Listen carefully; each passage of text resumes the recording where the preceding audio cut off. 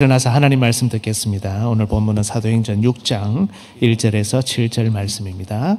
제가 봉독합니다. 그때에 제자가 더 많아졌는데 헬라파 유대인들이 자기의 과부들이 매일의 구제에 빠짐으로 히브리파 사람을 원망하니 12사도가 모든 제자를 불러 이르되 우리가 하나님의 말씀을 제쳐놓고 접대를 일삼는 것이 마땅하지 아니하니 형제들아 너희 가운데서 성령과 지혜가 충만하여 칭찬받는 사람 7을 택하라.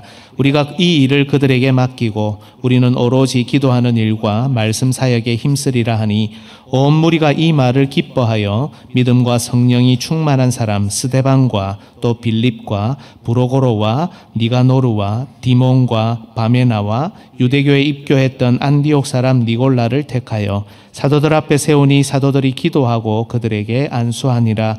하나님의 말씀이 점점 왕성하여 예루살렘에 있는 제자의 수가 더 심히 많아지고 허다한 제사장의 무리도 이 도에 복종하니라. 아멘. 예, 자리에 앉아 주십시오.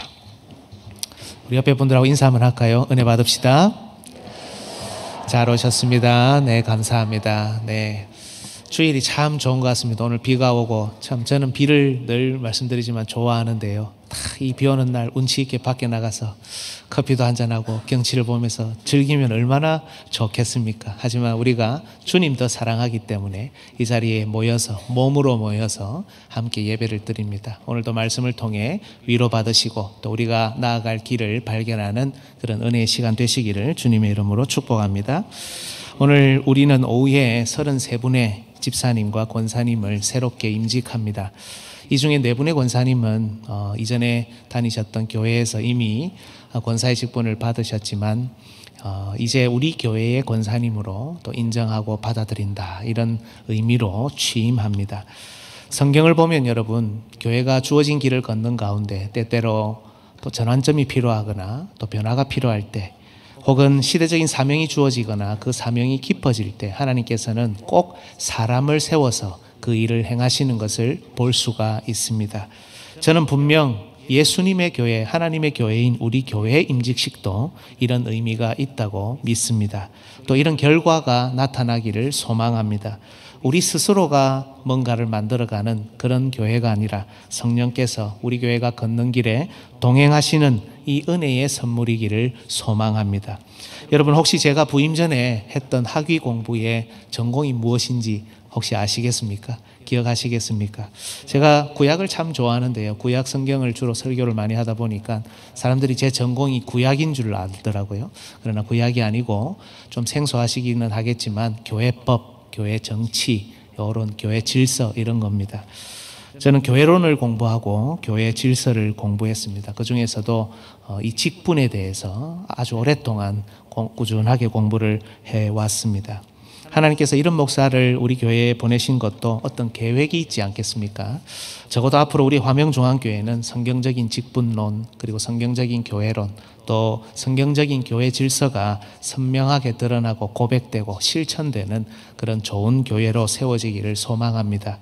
감사하게도 작년에 우리 교회가 4분의 장로님을 임직을 했고 오늘 33분의 집사님과 권사님을 임직합니다.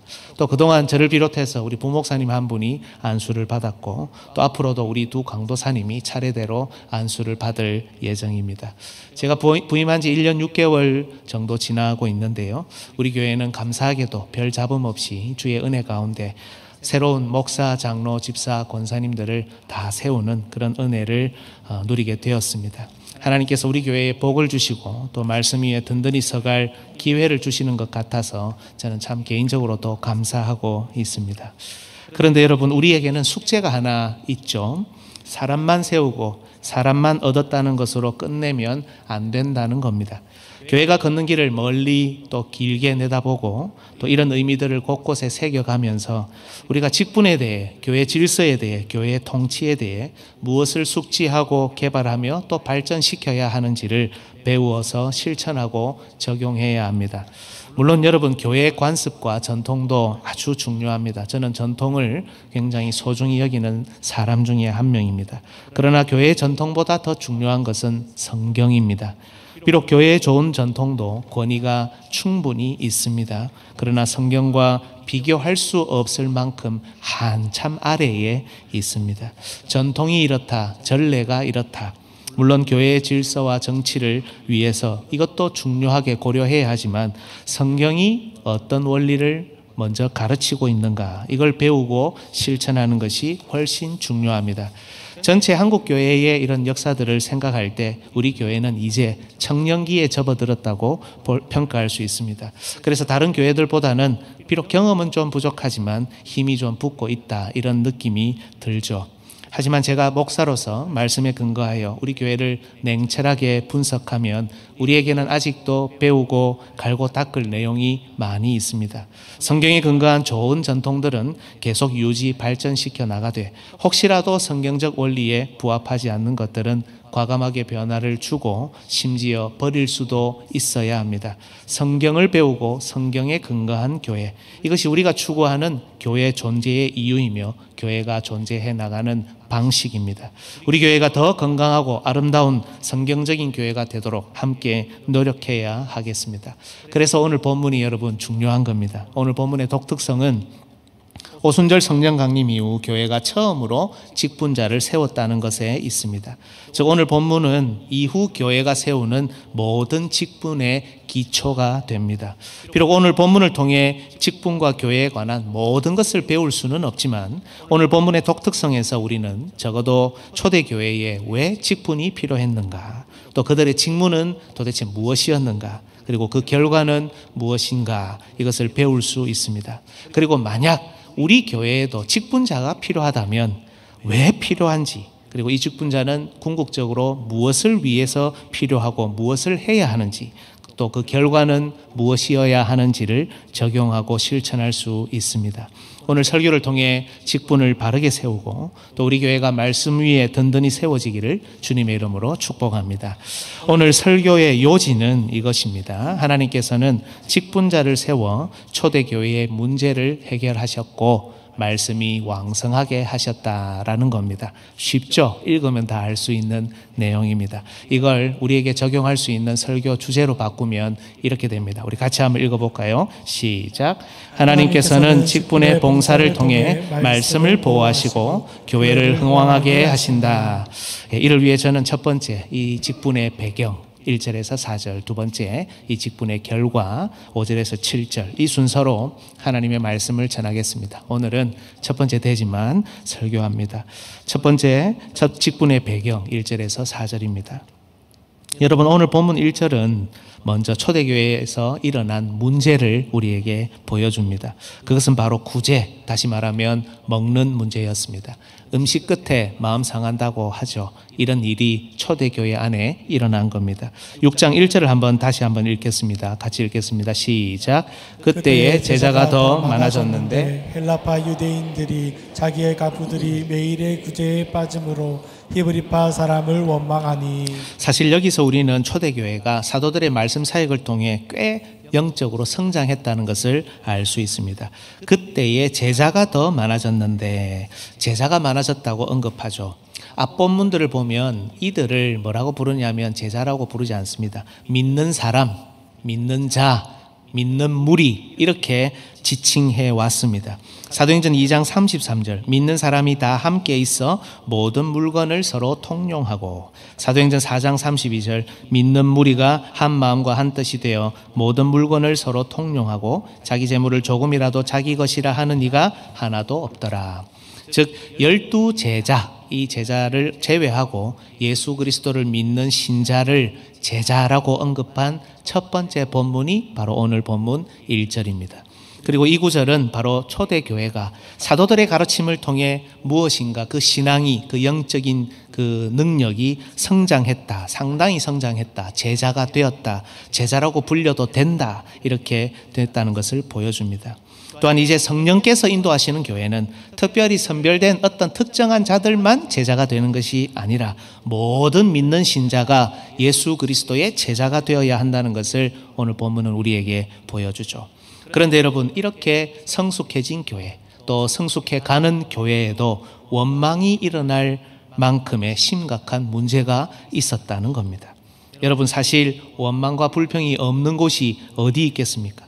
위대한 사도들이 다스리던 교회에도 원망과 불평은 있었습니다.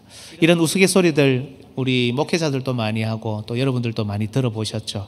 아마 예수님께서 우리 눈에 보이게 직접 오셔서 목회를 하고 교회를 다스리신다 해도 원망과 불평은 일어날 겁니다. 저는 이런 원리들이 우리 가정, 우리 또 직장, 사업장, 또 모든 공동체에 마찬가지라고 생각합니다. 원망과 불평이 없는 곳이 어디에 있겠습니까? 저는 오늘 본문을 보면서 참 초대교회, 이 위대한 사도들이 다스리던 곳에도 원망이 있었다. 좀 위로가 되더라고요. 우리가 있는 곳에도 원망이 있을 수 있겠구나. 또 여러분 이렇게 생각하시면 안 되겠죠. 초대교회도 있었으니까 우리도 마음껏 원망하고 불평하고 이렇게 해도 되겠다. 그런 의미가 아니라 원망과 불평이 있을 수 있는데 이걸 잘 해야 되고 잘 해결해야 된다는 숙제가 우리에게 주어지겠죠. 그래서 여러분, 오늘 본문의 이 원망과 불평의 구조를 잘 살펴볼 필요가 있습니다. 여러분, 헬라파 유대인들이 누구를 원망하고 누구에게 원망합니까? 오늘 1절을 다시 보면 이 자기의 과부들이 매일의 구제에 빠짐으로 헬라파 유대인들이 히브리파 사람을 원망합니다. 다시 표현하면 히브리파 사람을 향해 히브리파 사람에게 원망합니다. 그런데 여러분, 우리가 본문 2절을 통해서 사실은 12사도가 이 구제에 상당한 역할, 그런 관여를 하고 있었으며 대부분의 책임을 지고 있었다는 것을 우리가 알 수 있죠. 사도행전 6장 2절을 한번 읽어볼까요? 시작.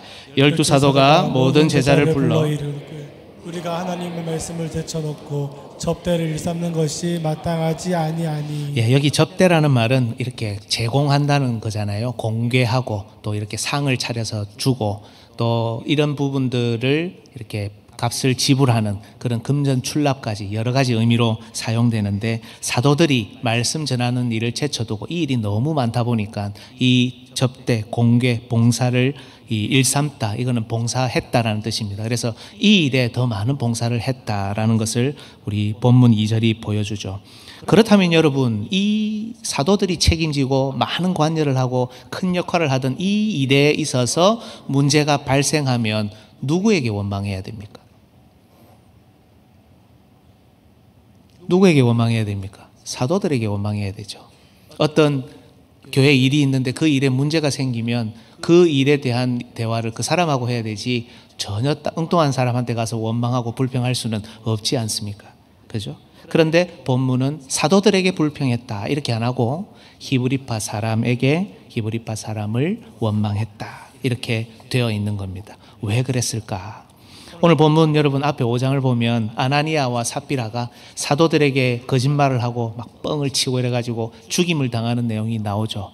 무섭지 않습니까? 거짓말 한번 했다고 즉결 처리되고, 다음에 한번 기회가 되면 살피겠지만 이런 일이 있다 보니까 12사도는 권위가 더 크고 딱 말 한마디 잘못하면 바로 죽을 수 있으니까 이 원망을 12사도에게는 적어도 하면 안 되겠다 이렇게 생각했을까요? 그러니까 직접 원망하지 않고 애둘러서 다른 사람에게 이 원망을 표현한 것일까요? 여러분, 우리가 잘 아는 대로 초대교회 당시에 3,000명씩 5,000명씩 회심했습니다. 교인 숫자가 엄청났다고 볼 수 있죠. 오늘날로 치면 초대형 교회였습니다. 그리고 이 교인 중에 대부분은 당시 유대 지역에 살았던 아람어를 주로 사용하는 유대인들이었습니다. 그래서 이들을 히브리파 유대인이라고 부릅니다. 이분들이 대다수였죠. 그리고 이분들에 비해서는 소수이긴 했지만 그러나 그 수가 적지 않은 이 헬라파 유대인, 그리스어를 사용하면서 외국에 살다가 귀환하여서 다시 고향에서 죽음을 맞이하기 위해 혹은 남은 여생을 살기 위해 돌아와 있는 헬라파 유대인들이 다소 있었던 것입니다. 그런데 여러분, 사도행전 앞부분에서 우리가 보듯이 무리가 물건을 서로 통용하고 또 자신의 재산과 소유를 팔아서 사도들의 발 앞에 두었고 사도들이 그걸 가지고 각 사람의 필요에 따라서 나누어 준 것을 볼 수 있죠. 따라서 여러분, 자연스럽게 생각해보면, 유추해보면 수가 훨씬 더 많은 히브리파 유대인들이 더 많은 것을 내어놓았다고 볼 수 있습니다. 여러분, 이 많은 사람이 자기의 소유를 내어놓고 이 많은 사람에게 나누는 이 모든 일을 말씀을 비롯한 여러 사역을 감당해야 하는 12사도만 감당했다, 여러분, 불가능하죠. 비록 12사도 전체가 이 일을 책임지고 있었지만 12사도 중에 일부는 이 구제에 대해서 더 많은 관심을 기울여야 했을 것이고, 또 거기에 더해서 이런 사도들을 도와 점차 이 일을 감당하는 소위 리더와 같은 신자들이 생겨났을 겁니다. 그리고 우리는 자연스럽게 이들이 히브리파 유대인들이었을 것이라고, 이 리더들이 히브리파 유대인들 중에서 뽑혔을 거라고 짐작할 수 있습니다. 왜냐하면 다수였고 더 많은 부분을 감당하고 있었기 때문이죠. 그런데도 당시 신자의 수가 워낙 많았고 이 구제의 일이, 이 양이 보통이 아니었기 때문에 아직 구제와 관련된 이런 질서가 잡히지 않았던 초대교회에는 이런 문제가 발생하고 원망거리가 생겨난 겁니다. 그리고 구제에서 제외된 헬라파 과부들을 위해서 헬라파 유대인들이 불평한 대상은 놀랍게도 12사도가 아니라 바로 히브리파 유대인들이었습니다. 아마도 헬라파 유대인들이 더 많은 관여를 했던 일부 사도, 그리고 히브리파 유대인 실무자들에게 이 원망을 접수한 것으로 보입니다. 헬라파 유대인에게는 불합리한 일이죠. 자기 과부들이 구제에서 제외되었으니까요. 하지만 이 원망과 불평을 이 불평에 교회 전체를 끌고 들어가지 않았습니다. 모든 책임을 지고 있다는 이유로 12사도 전체를 끌고 들어가서 원망과 불평을 쏟아낸 것이 아닙니다. 초대교회 구조상 히브리파 유대인들 전체를 대상으로 원망과 불평을 늘어놓으며 선동한 것 같지도 않습니다. 앞뒤 문맥을 보고 이 문제를 처리해가는 오늘 본문 전체를 볼 때, 성숙하게 처리해가는 이런 교회의 모습을 볼 때, 비록 원망이라고 번역해 놓았지만 이 일에 대한 불편함을 이 일의 실무자인 히브리파 유대인들에게 공적으로 접수한 것으로 보입니다. 오늘 우리가 신앙 고백서를 통해서 불평을 접수하고 접수받아서 권위 있게 처리하고, 이런 과정을 이 사도행전이 그대로, 오늘 초대교회가 그대로 했던 것으로 보입니다. 그리고 이 접수를 받아서 12사도들이 모든 제자들을 부르고 이 상황을 설명하고 해결책을 제안하여 교회 전체가 공적으로 이 문제를 처리하도록 안내하고 있습니다. 이후에 2절부터 4절까지 다시 한번 제가 읽어볼게요.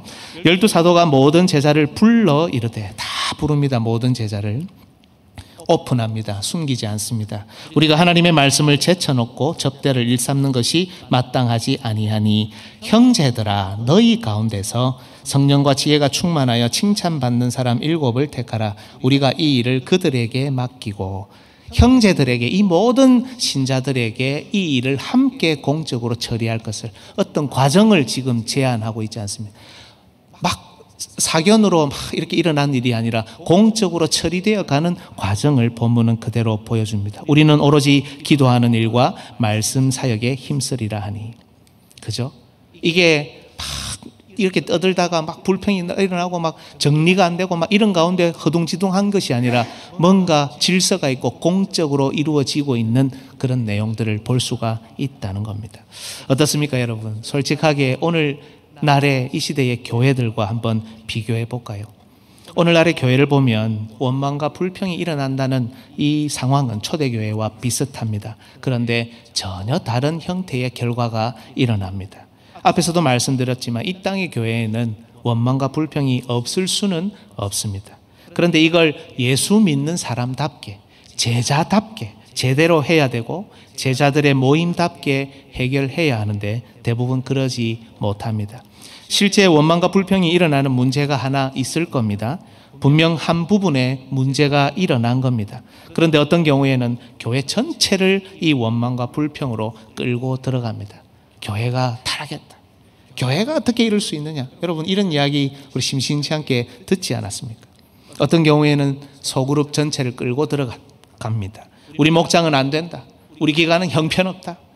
어떤 경우는 담임 목사나 당회 혹은 교육자들 전체를 끌고 들어갑니다. 목사가 어떻게 이럴 수 있느냐? 장로들이 어떻게 이럴 수가 있느냐? 뭐 이런 이야기들 우리 심심치 않게 듣지 않습니까? 혹은 전혀 관련 없는 사람들에게 원망과 불평을 쏟아내며 교회 일부 성도들 혹은 다수 혹은 전체를 자신의 원망과 불평에 아주 기꺼이 초대합니다. 자기 교회가 아닌 것 같아요. 너무 교회인 것 같아요. 앞뒤 좌우 생각 못하고 징징거리는 어린 아이들 같습니다. 여러분, 성숙한 교회에도 원망과 불평은 있을 수 있습니다. 이럴 때는 원망과 불평을 잘 해결하면 됩니다. 공적으로 이것을 접수하고 말씀과 성령을 의지하여 더 좋은 방향, 더 좋은 방법으로 전환하면 됩니다. 여러분의 가정에 이런 문제가 있을 때 그냥 내팽개 쳐놓고 에이란 모르겠다, 치우자 하면 되겠습니까? 이런 내용들은 어느 공동체든 어느 가정이든 어느 직장이든 사업장이든 있을 수 있습니다. 그런데 그때 말씀과 성령을 의지해서 이것을 잘 처리하고 좋은 방향, 바른 방법으로 선회하면 되는 겁니다. 우리 교회에는 모든 업무에 실무자들이 있고 위원회가 있습니다. 당회 장로님들이 각 위원회를 맡아 수고하고 있습니다. 목자가 있고 기관장이 있습니다. 그리고 곳곳에 교회 일이 성경적으로 잘 돌아가게 또 윤활유 역할을 하는 교역자들이 있습니다. 우리가 부족하기 때문에 예배 시간마다 교회를 놓고 기도합니다. 새벽에도 기도합니다. 금요 기도해도 교회를 위한 기도는 빠지지 않습니다. 중보 기도팀이 매일 기도하고요. 매일 기도하는 기도 카톡방이 또 따로 있습니다. 무려 110명이 넘는 인원이 매일같이 교회를 위해서 기도합니다. 이런 교회가 되게 해달라고, 성령님 인도해달라고 기도합니다. 다른 교회는 안 그렇습니까?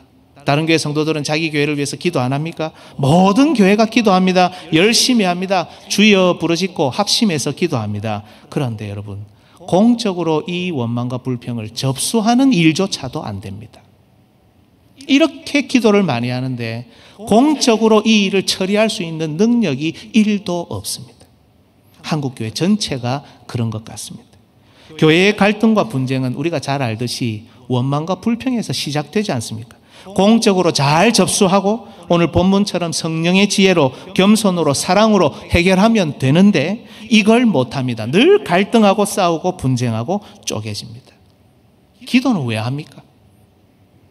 하나님 저 사람 사랑하게 해주십시오. 기도는 왜 합니까? 사랑 안 하는데요. 기도하면서 사랑하는 일로 나아가도록 노력해야 되는 거 아닙니까? 교회를 위해서 기도하고 이런 일들이 잘 해결되도록 기도하면 불평을 접수하고 공적으로 잘 처리하고 대화하고 논의하고 그럴 마음으로 나아가야 되는 것 아닙니까? 남교회 보듯이 보고 절간 쳐다보듯이 쳐다봅니다. 절간을 쳐다봐도 이렇게는 안 쳐다볼 텐데요. 여러분, 겸손히 제가 질문 하나 드리겠습니다. 우리 교회는 성령께서 말씀을 통해 다스리시는 교회가 맞습니까? 아멘. 원망과 불평거리가 있어도 성령께서 함께 하시는 교회 맞습니까? 이런 교회도 원망, 불평거리 생길 수 있습니까? 네, 있습니다, 여러분. 아멘 하셔도 됩니다. 그러면 원망과 불평이 있을 때 잘 해결하면 됩니다. 말씀과 기도가 여기에 있고 성령과 지혜가 충만한 자들이 여기에 즐비한데 해결하지 못할 문제가 어디에 있겠습니까? 오늘 특히 임직받는 분들에게 말씀으로 권면합니다. 잊지 마시고 잘 살펴보십시오. 우리 직분자 여러분들도 잘 들으시고 생각해 보십시오. 교회 원망과 불평은 대부분 직분자들에게서만 나옵니다. 그죠? 여기 앉아 계시는 대부분의 성도들은 원망하고 불평 잘 하지 않으십니다. 직분자인 우리가 원망하고 우리가 불평하는 소리를 냅니다. 놀랍게도 이 원망과 불평을 해결해야 하는 분들은 여러분들입니다. 우리입니다. 이 일을 해결하라고 부르신 하나님께서 부르신 사람이 바로 우리입니다. 해결하라고 부르신 사람들이 해결하기 위해 공적으로 접수조차 하지 않고 원망과 불평을 전체로 옮겨갑니다. 나중에는 문제의 본질은 온데간데 없고 충분히 해결할 수 있는 아무것도 아닌 고작 먹는 문제인데요. 오히려 우리의 감정을 상하게 하고 우리의 신앙을 훼손하며 악만 가득 남는다는 겁니다. 문제가 발생했을 때, 원망과 불평이 일어났을 때 너무 당연한 일입니다. 그런데 그때 우리의 목소리를 높일 필요가 없습니다. 자신만이 이 문제를 보고 있는 것처럼 화낼 필요가 없습니다. 이 문제의 본질에 관해서 담당자, 실무자, 리더들, 우리 장로님들, 교역자, 그리고 저와 공적으로 여러분 대화하시면 됩니다. 바로 이 시작에서, 이 접수에서 이것을 이렇게 처리하겠다는 이 마음에서 여러분 모든 문제의 실마리는 충분히 풀 수 있는 겁니다. 오늘 사도들이 이 문제를 다루면서 제안하는 내용을 한번 보십시오. 생각나는 대로, 아이고 막 갑자기 원망불평거리가 일어나니까 막 정신이 없어가지고 막 우왕좌왕하다가 막 생각나는 대로 제안하고 막 마음에서 올라오는 말들, 그런 방법들을 제안하는 것 같습니까? 천만에요. 그렇지 않습니다. 이 행간을 읽을 필요가 있는데요, 사도들은 이 문제를 만나면서 비로소 이제는 이것이 자신들이 감당할 문제가 아니라는 것을 보게 되었습니다. 처음에는 사람들이, 믿는 자들이 재산과 소유를 팔고 밭을 팔아서 사도들의 발 앞에 두었습니다. 언젠가 이 부분에 대해서 생각할 기회가 있겠지만 이것은 당시의 신앙 고백이었습니다. 하나님께서 구약시대에 땅 주시고 기업 주셨잖아요. 이거는 팔면 안 되는 겁니다. 그런데 이걸 다 정리하고 새 언약의 문지기로 서 있는 사도들의 발 앞에 딱 갖다 놓고, 이제 이 새 언약의 주인이신 예수 그리스도를 통한 생명이 이곳에 있습니다. 옛 언약을 정리하고 이제는 새 언약으로 가겠습니다. 이렇게 들어오는 신앙 고백적인 행위였던 겁니다. 그래서 사도들이 그걸 받고 나눠준 거죠.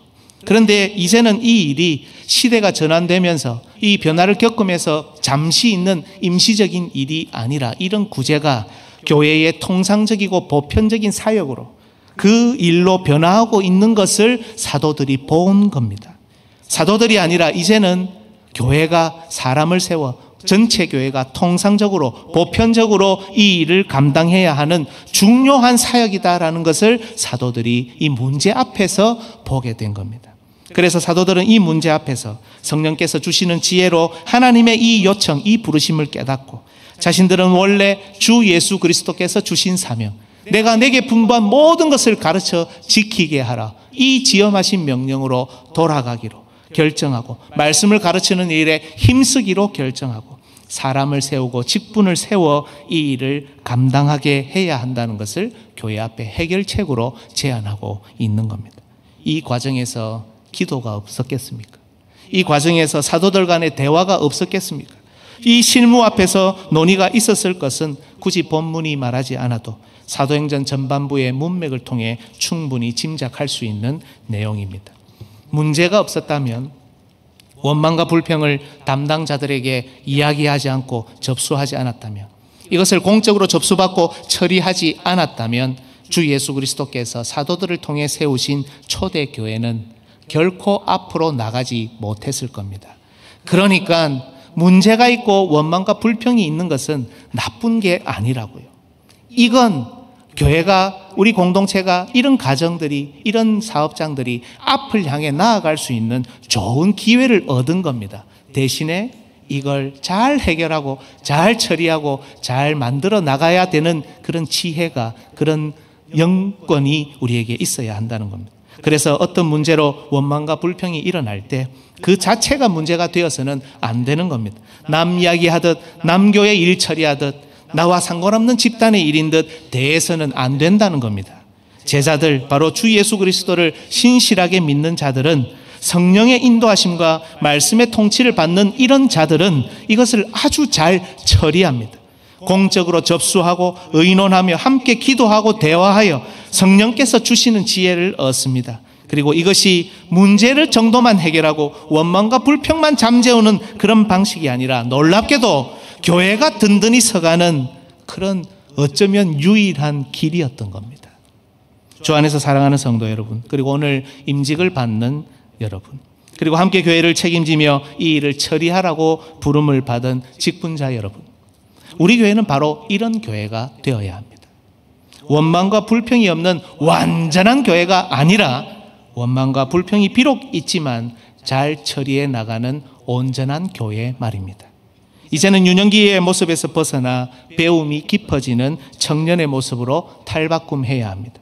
물론 우리 형편과 여건에는 부족함이 있고 불편함이 있습니다. 그래서 문제가 있고 원망과 불평이 있을 수 있는 것 아닙니까? 그런데 여러분, 우리 손에는 성경이 있습니다. 우리 손에는 신앙 고백이 있습니다. 우리의 머리이신 그리스도께서는 지금도 우리를 통치하고 계십니다.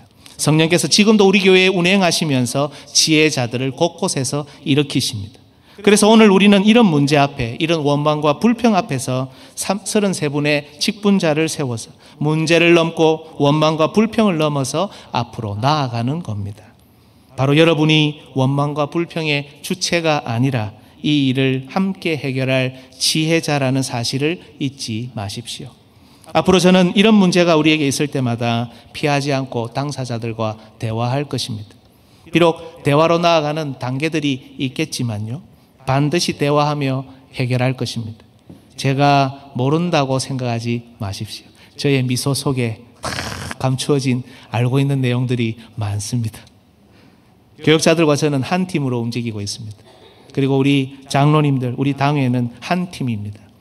당회 모이면 정말 여러 가지 의견들, 심지어 논쟁도 있습니다. 그런데 딱 주 앞에서 말씀과 기도로 결정하면 모든 장로님들이 마음을 다 비우고 그 결정에 따릅니다. 하나님께서 결정하신 것으로 믿으면서 말입니다. 끊임없이 말씀에 비추어서 이것이 옳은지, 이것이 교회를 위한 것인지 고민합니다.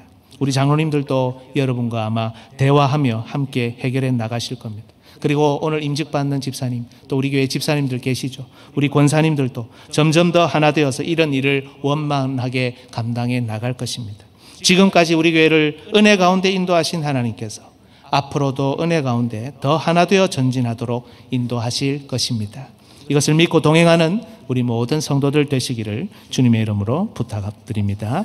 아멘.